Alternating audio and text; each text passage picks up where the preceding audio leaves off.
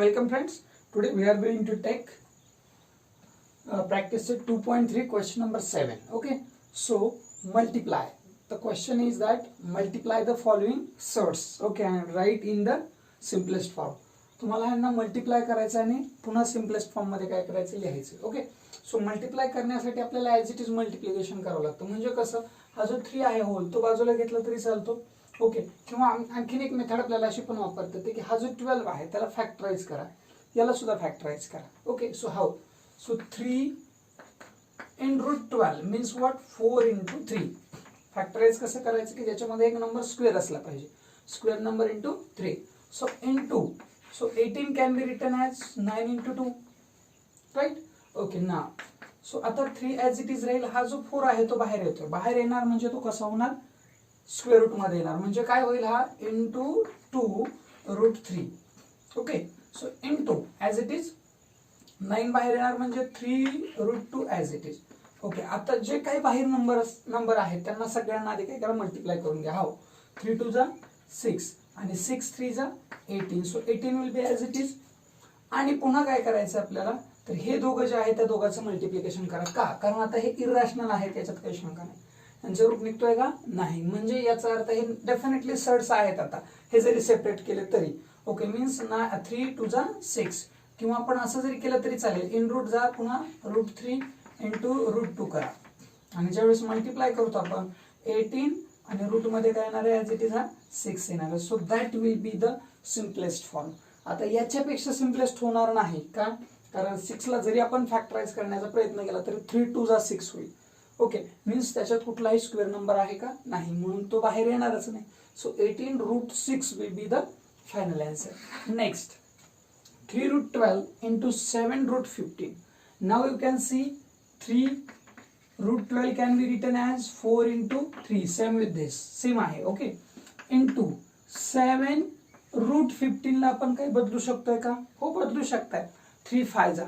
पण 3 5 जा लिहून काय फायदा होणार आहे का? नाही. कारण 3 आणि 5 या दोघांचाही स्क्वेअर रूट निघत नाही. So root 15 is irrational. So keep it as it is. त्याला जसंच तसं ठेवा. ठीक आहे. सो आता काय करा? याच्यातला हा जो 4 आहे तो बाहेर घेऊन या.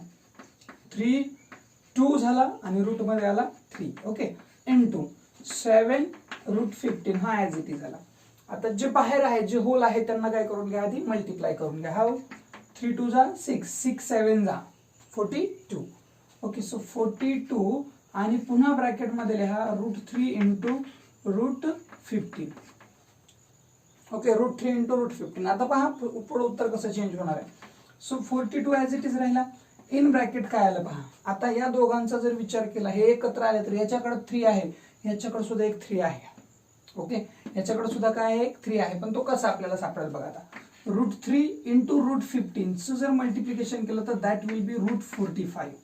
आता पहा, मगाशी आपलं उत्तर इथं थांबलं. मी इथं म्हटलं होतं तुम्हाला की 6 फॅक्टराइज होत नाही, but we can factorise this 45 with the square number. How? So 42 will be as it is in bracket. Okay. In bracket लिहा किंवा ॲज इट इज लिहिलं तरी चालेल, काही फरक पडत नाही. ओके. कारण आता आपण काय केलं, याचं नाहीतरी आपण मल्टिप्लिकेशन करून ठेवलं नाही. याच्यामध्ये कुठलंही साईन नसतं म्हणजे मल्टिप्लिकेशन असतंच. ठीक आहे. सो याला मी थोडंसं जवळ लिहितोय. Okay. 45. So now I can factorise 45 like this. 9 5 जा 45. Okay. So now 42 will be as it is. Now this is 9. Okay. So we have to find the square root of this 9. What is the square root of this 9? That will be 3. याचं वर्गमूळ आपल्याला काढावं लागेल. Sir 3 म्हणजे आता मात्र इथं मल्टिप्लिकेशनचं sine लिहावं लागेल कारण याच्यातून एक नंबर बाहेर येतोय. ओके. So 3 root 5. आता याचं जे काही प्रोडक्ट असेल that will be your final answer. Okay. So 3 2 जा 6 3 4 जा 12 126 root 5. That will be this will be the final answer for this question. Okay. Please take the screenshot. Question सोपे आहेत. फक्त जरी जोपर्यंत फॅक्टराइज होतोय रॅडिकन तोपर्यंत त्याला आपल्याला फॅक्टराइज करायचं आहे. Okay. Please take the screenshot. Now come at the next questions. 3 root 8 into root 5. 3 root 8 into root 5. Okay.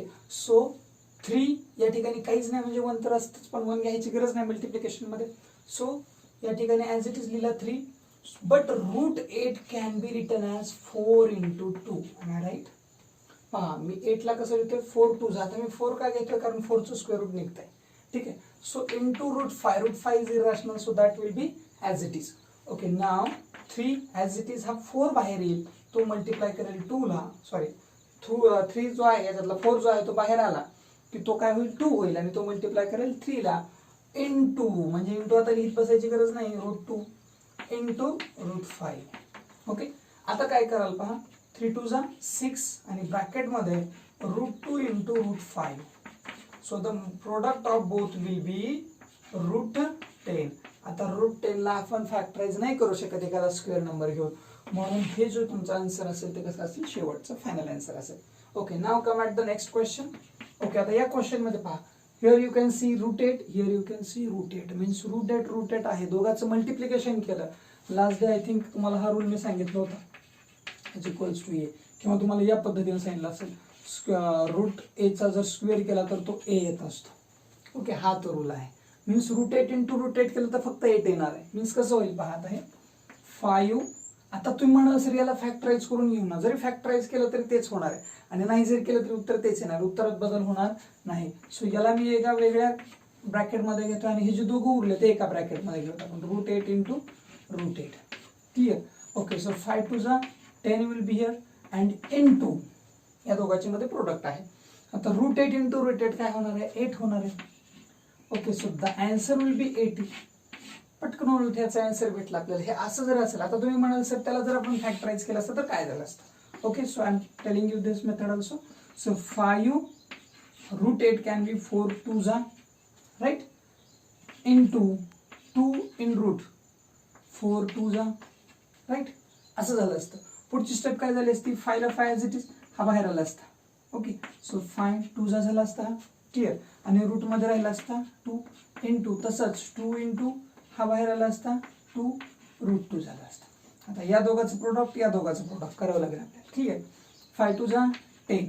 Okay 5 two जा 10 या ठिकाणी आला आणि इंटू हा इकडचा 2 टू जा 4 इथं आला. ओके ब्रॅकेटमध्ये उरला इथला 3 रूट 2 आणि इथला root 2 means root 2 into root 2. Okay आता पुढची स्टेप काय असेल या दोघांचं प्रोडक्ट 10 4 जा 40 आणि इन ब्रॅकेट तुम्हाला काय यायला पाहिजे होता रूट 2 इंटू रूट 2 काय होतो 2. So what will be the answer 80 will be the answer. Okay कुठली जरी मेथड यूज केली आपण तरी आन्सर तुमचं बदलणार नाही. Okay please take the screenshot. Now come at the next question. Divide and write in the simplest form. Okay so आता याला डिवाइड करायचं. डिवाइड करण्यासाठी आपल्याला जसं आपण रेग्युलर डिव्हिजन करतो त्याच पद्धतीने याचं सुद्धा डिव्हिजन करायचं. मीन्स कसं पहा याला तुम्ही फॅक्टराइज करून काढता आला तरी चालेल किंवा डायरेक्टली जरी डिवाइड केलं तरी चालेल काही अडचण नाही. ओके सो कशा पद्धतीने करता येईल पाहता या ठिकाणी आपल्याला फॅक्टराइज करताना पण कसं करता येतं हे पण सांगेल मी तुम्हाला. आणि रेग्युलरमध्ये तर खूप सोपं आहे 98 आणि रूट 2 ॲज इट इज ठेवायचं. डायरेक्ट 2 ने त्याला डिवाइड करायचं म्हणजे कसं पहा 2 1 जा 2 2 4 जा 8 क्लिअर 2 4 जा 8 एक उरला 2 9 जा 18 मीन्स काय आलं पहा.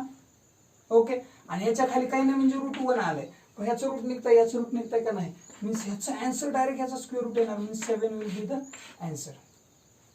डायरेक्ट 7 त्याचा आन्सर भेटलं. आणि जर समजा दुसरी नेक्स्ट मेथड जर यूज करायची म्हटलं तर तुम्ही कसं करू शकता पहा त्याला त्या मेथडला कसं यूज करू शकता. तर आता आपल्याला ही गोष्ट माहीत झालेली आहे की याला आपण फॅक्टराइज करून कसं लिहू शकतो. सो रूट 98 डिवाइड बाय काय आहे रूट 2 आहे. तर मी याला कसं लिहितोय ते फक्त लक्षात घ्या. Can I write like this 49 into root 2 definitely yes. Okay आणि हा जो रूट 2 आहे हा रूट 2 तो कशा पद्धतीने लिहिला जाईल फक्त रूट 2 अशा पद्धतीने कारण रूट 2 ला जोडीदार नाहीच आहे तो रूट 2 ॲज इट इज कारण त्याचं फॅक्टरायझेशन होत नाही. मग या 2 ला हा 2 कॅन्सल झाला राहिलं काय root 49. So what is root 49 that is 7. Okay so you can solve this question in by this method or by this method. Okay so both the methods are very easy. Okay now come at the next question. आता याला कसं solve कराल तुम्ही याला factorise करून solve केलं तरी चालेल. ओके म्हणजे मी जसं इथं सॉल्व केलं तसं. ओके कशा पद्धतीने कराल. So root 125 divide by root 50.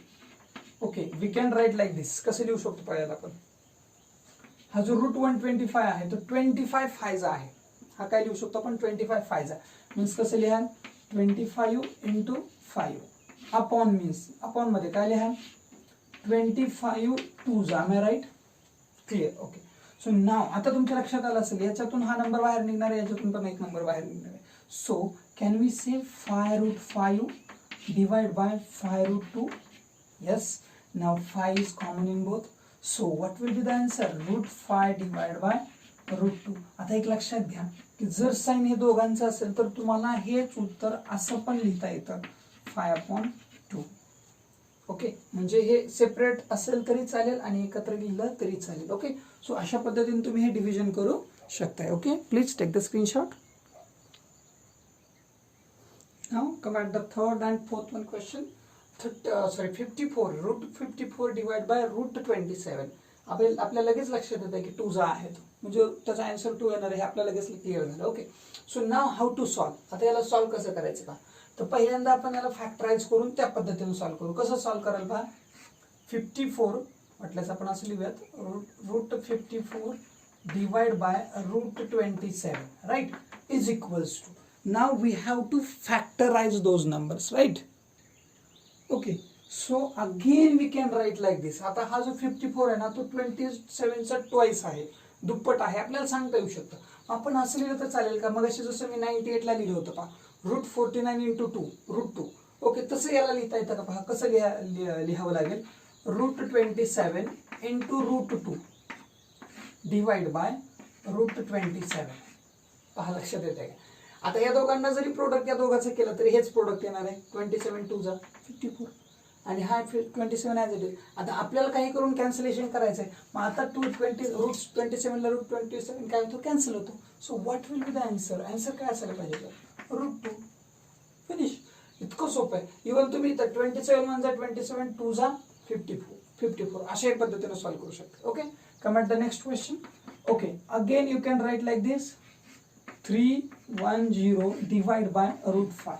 आता इथं तुमच्या लक्षात आलं असेल एक गोष्ट की या ठिकाणी 310 divide by 5, this number is exactly divisible by 5. एक तर इथंच डायरेक्ट डिवाइड करा, नो प्रॉब्लेम. इथं तुम्ही डायरेक्ट डिवाइड केलं तरीही चालेल, नो प्रॉब्लेम. आणि जरी समजा तुम्हाला त्याला फॅक्टराइज करायचं असेल 5 घेऊन तरी फॅक्टराइज केलं तरीही चालेल, नो प्रॉब्लेम. ओके, सो आपण डायरेक्टली जरी डिवाइड केलं बघा काय येणार आहे. 5 1 5, 5 6 30. पण लक्षात घ्या की येणारं जे आन्सर आहे ते कसं लिहावं लागेल. तुम्हाला इथं लक्षात आलं असेल 54 ला डिवाइड केलं 54 ने, आन्सर तुमचं रूटमध्ये आलं, ॲज इट इज तसंच लिहावं लागेल. ठीक आहे, मीन्स कसं, तर 5 1 5, 5 6 30, किती उरला, 1 उरला. पुन्हा 5 2 okay, means √62 will be the answer for this. आणि जर ऑर मेथड दुसरी जर यूज करायची असेल तर कुठली मेथड येईल पहा त्याला. म्हणजे जसं आपण फॅक्टराइज करून घेतलं तसं याला फॅक्टराइज जर केलं तर काय यायला पाहिजे, तर हा 100% काय √310 divide by √5 can be written as. हा 100% असाच लिहिला जाणार. कसा, √62 × √5 डिवाइड बाय √5. या 5 ला 5 कॅन्सल, म्हणजे काय उरलं, √62. ओके, आपल्याला याला फॅक्टराइज करायचं आणि फॅक्टराइज करताना शक्यतो काय करायचं की डिनॉमिनेटर प्लेसला जो तुमचा सड आहे तो सड त्याच्यात आला पाहिजे. अशा पद्धतीने त्याला फॅक्टराइज करा जेणेकरून कॅन्सलेशन सोपं जाईल. Clear. Okay, please take the screenshot. Now question number 9, rationalise the denominator. आता रॅशनलाइज म्हणजे काय करायचं. रॅशनलाइज करायचं म्हणजे हा जो दिलेला नंबर आहे जो डिनॉमिनेटरला, सपोज आपण कन्सिडर करूया की a/√b दिलाय. ठीक आहे, हे थोडं समजून घ्या, खूप गरजेचं आहे. a/√b आहे आणि तुम्हाला सांगितलं की rationalise the denominator. So how to rationalise, त्याचं परिमेयीकरण करणे असं म्हणतात मराठीमध्ये त्याला. ओके, तर हा जो नंबर आहे √b, तर या √bला आपल्याला सध्या तो इरॅशनल आहे, त्याला रॅशनलाइज करायचंय. That is rationalisation. त्यालाच आपण काय म्हणतो, रॅशनलायझेशन. म्हणजे काय की समजा आपण एखादा बिझनेस आहे तो जगाच्या पाठीवर न्यायचा आहे तर आपण त्याला ग्लोबलायझेशन म्हणतो. ग्लोबलायझेशन म्हणजे काय, जगाच्या वैश्विकीकरण म्हणतो. म्हणजे एखादी गोष्ट जगातल्या कुठल्याही ठिकाणी ती वापरता येईल अशा पद्धतीने ती अवेलेबल करून देणं. ओके, म्हणजे तशी. तर इथं रॅशनलाइज करायचं म्हणून त्याला रॅशनलायझेशन. ओके, मग आता याचं रॅशनलायझेशन कसं होणार, लक्षात ठेवा की आपण म्हणजे इथं थोडीशी एक गोष्ट पण वापरता येते पहा. म्हणजे कसं की एखादी गोष्ट जर करायची असेल तर तीच गोष्ट त्याला मारक गोष्ट तयार केली जाते. म्हणजे कसं की असंही म्हणतात इतिहासामध्ये की रावणाला मारण्यासाठी राम आला, म्हणजे रा रा झालं, बरोबर आहे. त्याच्यानंतर कंस, क साठी कोण आला? कृष्ण आला. ओके, क ला क, म्हणजे हे जे आपण विचार करतो आता इथं काय म्हणताय की मग याला मारण्यासाठी कोण येईल? तोच येईल. ठीक आहे, म्हणजे काय यायला पाहिजे की जसं रावणाला मारण्यासाठी राम, बरोबर आहे, तसं कंसाला मारण्यासाठी कृष्ण, तसं रुडबीला मारण्यासाठी रुडबीच. ठीक आहे, रुडबीला मारण्यासाठी रुडबी मीन्स काय करावं लागतं? ए अपॉन रुडबी जो आहे त्या रुडबीला आपल्याला मल्टिप्लाय करावं लागतं. पण इथं ज्यावेळेस मल्टिप्लाय करता त्यावेळेस तुम्हाला इथं सुद्धा मल्टिप्लाय करावं लागतं. ओके, थोडा सॅक्रिफाईस याला पण द्यावा लागतो. म्हणजे याला जर संपवायचं असेल, कारण काय होतं मग नेक्स्ट स्टेपला काय होतं की ए रूट बी वरती येऊ देत, डिनॉमिनेटर आपल्याला साफ करायचा होता. आपल्याला साफ काय करायचं होतं? तो संपवायचा होता, हा संपवायचा होता. मग त्याच्यासाठी काय करावं लागणार? इथं बी होणारच, बरोबर आहे. आणि म्हणतो ना आपण की कुछ पाने के लिए कुछ खोना पडता है, तर याला समजा याची जी इमेज होती चांगली त्याला थोडासा डाग लागू दे, पण खालचा हा तुझा पुन्हा येणारा प्रॉब्लेम तो सॉल्व्ह झाला. Okay, so this is a rationalisation of the denominator. म्हणजे काय की डिनॉमिनेटर प्लेसला जो नंबर आहे, जो नंबर डिनॉमिनेटर प्लेसला आहे त्याच नंबरला जर मल्टिप्लाय केलं तर तो नंबर त्याच्यातून बाहेर पडतो, म्हणजे त्याची सुटका होते. Clear? Okay, so the first question काय आहे पाहता, 3√5 this is the given factor, rationalising factor. आपल्याला आता काय करायचं? याला रॅशनलाइज करायचं, असं दिलेला आहे नंबर, फ्रॅक्शन म्हणूयात आपण. ठीक आहे, थोडा वेळ. So 3√5 is given. Okay, what is the denominator place number? That is √5, and definitely this √5 is irrational. तो अपरिमेय संख्येमध्ये येतो. मग हा अपरिमेय आहे, आपल्याला याचं करायचं परिमेयीकरण, ज्याला आपण म्हणतो रॅशनलायझेशन. ओके, आता रॅशनलायझेशन करायचं म्हणजे याच √5 ने मल्टिप्लाय करायचं, त्याला पण आणि वरच्याला पण. म्हणजे कसं करणार? Multiply numerator and denominator by √5. म्हणजे आपल्याला काय करावं लागेल? हा जो दिलेला नंबर आहे त्याच्या न्यूमरेटरला पण, म्हणजे वरती अंशाला पण आणि छेदाला पण कितीने मल्टिप्लाय करायचं? √5 न. So how we can write like this, 3 upon √5 into √5 आणि अपॉन मध्ये इंटू √5. क्लिअर? ओके, पुढं काय होणार आहे बा? 3√5 ला √5 ॲज इट इज येणार आहे, आणि √5 इंटू √5 काय होणार आहे? √25. यस, √25 लिहिलं तरी चालेल, किंवा √5 इंटू √5 काय होतो? फक्त 5 होतो. आता हा इरॅशनल राहिला का? नाही, बदलला. तो आधी इरॅशनल होता, आता मात्र कसा झाला? रॅशनल झाला. So this process is called rationalisation. या प्रोसेसला, त्याला रॅशनलाइज करण्याच्या प्रोसेसला आपण रॅशनलायझेशन ऑफ द डिनॉमिनेटर असं म्हणतो. ओके, सो खूप सोपं आहे, फक्त लक्षात घ्यायचं की how to rationalise the number. Okay, please take the screenshot. Now come at the next question. 1 upon √14 is given, and आता आपल्याला याचं करायचं रॅशनलायझेशन. ओके, परिमेयीकरण.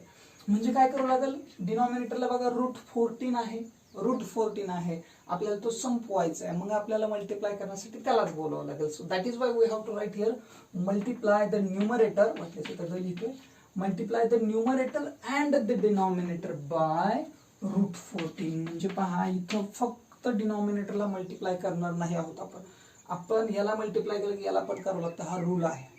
ठीक आहे, म्हणजे घरात जसं एखाद्या सणाला याला कपडे घेतले की त्याला घ्यावे लागतात, तसं इथं आहे की डिनॉमिनेटरला मल्टिप्लाय केलं की न्यूमरेटरला मल्टिप्लाय करावंच लागतं. So 1 upon √14. ओके, इंटू, आता हे इंटू सेपरेट करून लिहिलं तरी चालतं आणि डिनॉमिनेटर मध्ये लिहून लिहिलं तरी चालतं. म्हणजे कसं? सेपरेट करून, म्हणजे कसं? √14 अपॉन √14 इथं सेपरेट करून लिहिलं तरी चालतं, आणि असं जरी लिहिलं तरी काय अडचण नाही. ओके, सो √14 आणि अपॉन मध्ये सुद्धा √14. सो नेक्स्ट स्टेपला काय होणार? हे ॲज इट इज √14 फक्त वरती राहणार आहे, कारण 1 लिहिला काय नाही लिहिला काय कोणी व्हॅल्यूज देत नाही त्याला. आणि खाली काय लिहिलं? सॉरी, हा रूट निघून जाईल आणि that will be 14 only. Okay, so this is second. Please take the screenshot. Now come at the third sub question, 5 upon √7. Okay, so 5 upon √7 is given. आता आपल्याला काय करायचं? रॅशनलायझेशन करायचंय डिनॉमिनेटरचं. Okay, so how? पुन्हा एकदा कशाला मल्टिप्लाय करावं लागेल आता माहिती आहे आपल्याला. Multiply the numerator and denominator by, कशाला मल्टिप्लाय करणार आहोत आपण? फायनल सॉरी रूट 7 ने मल्टिप्लाय करतोय. So how it will be 5/√7 into, म्हणजे कसं मगाशी म्हटलं होतं मी असं, आणि नंतर √7 इंटू √7 असं लिहिलं तरी चालेल, आणि दोघांसाठी एकच आपण लाईन मध्ये घेतली आणि सेपरेट मल्टिप्लाय करून लिहिलं तरी चालेल, काही प्रॉब्लेम नाही. ओके, सो नाव आता 5 इंटू √7 काय होईल 5√7, आणि डिनॉमिनेटर काय आलं पाहिजे √7 इंटू √7 काय फक्त 7. आता तुम्हाला हेच असं पण लिहिता येतं बरं, 5/7 √7 असंही लिहिता येतं, कारण नाहीतरी हा खाली नसतो वरतीच असतो. असं लिहिलं तरी चालेल किंवा तुम्ही असं लिहिलं तरी चालेल, दोन्ही उत्तर बरोबर आहेत. ओके, चुकीचं कोणतंच असू शकत नाही. Okay, please take the screenshot. Okay, now come at the 4th question. पहिल्या वाटलं असेल काहीतरी वेगळं आलं, ठीक आहे, खूप छान आहे. तर इथं सुद्धा तेच करायचं, आपण इथं डोकं लावायचंच नाही की आता यांना कशाला मल्टिप्लाय करायचं. आपल्याला काय, हा तर रॅशनलाइज आहेच ना, याला काय गरज आहे रॅशनलाइज करायचं, हा ऑलरेडी रॅशनल आहे. आपल्याला फक्त याला रॅशनल करायचं आहे, मग तुम्ही यालाच फक्त मल्टिप्लाय करा, याला कशाला मल्टिप्लाय करता. ठीक आहे, सो काय लिहायला पाहिजे मग, multiply the numerator and denominator by, कशाने मल्टिप्लाय करा, ओनली √3 ने मल्टिप्लाय करा, यानं मल्टिप्लाय करायची गरज नाही, यानं उगाच मल्टिप्लाय करण्यात वेळ घालवू नका. Okay, so how it will be 6 into √3, डिनॉमिनेटरला 9√3 into √3. Okay, आपल्याला फक्त याला बदलायचं, ह्याच्या बरोबरच्या लोकांना नाही बदलायचं, आपण याच्यावर नजर देणार आपली, कारण आपल्याला गरज याची आहे. ओके, सो कसं होईल पाहता येईल, एकतर आपण इथं कॅन्सलेशन पण करू शकतो, पण आपण ते शेवटच्या स्टेपला करूया. मग काय होईल पहा, 6√3 ॲज इट इज आला, आणि इथं काय होईल 9 into 3. Are you agree or not, √3 into √3 3 झालं. आता या दोघांचं मल्टिप्लिकेशन होईल. So what will be the next step, 6√3 denominator प्लेसला यायला पाहिजे, काय तर 9 3 जा, किंवा एक काम करू शकतात 3 1 जा 3, 3 2 जा 6. सो या ठिकाणी काय झालं, या 3 ने याला कॅन्सल केल्यामुळे हा 6 राहिला नाही, तर हा झाला 2, आणि डिनॉमिनेटरला आला 9. So you can write like this also, 2/9 √3, कारण आता यांचं कॅन्सलेशन होणं अशक्य आहे. ओके, 2 न डिव्हिजिबल आहे का नाही.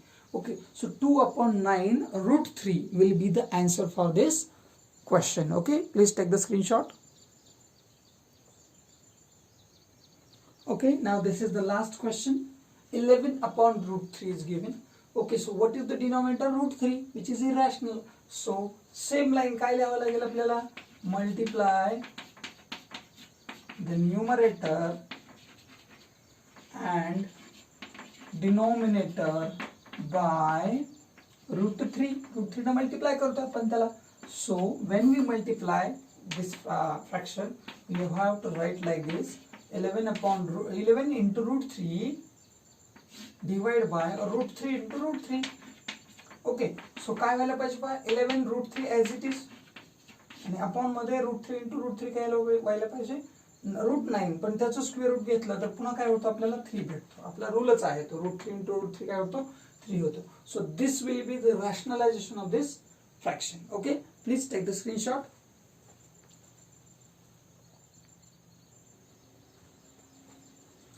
Okay, so we have taken whole exercise, whole practice set 2.3, right? Okay, जर व्हिडिओ आवडला असेल तर लाईक करा, आपल्या मित्रांबरोबर शेअर करा, आणि चॅनलला जर सबस्क्राईब केलं नसेल तर सबस्क्राईब करून घ्या. Okay, thank you.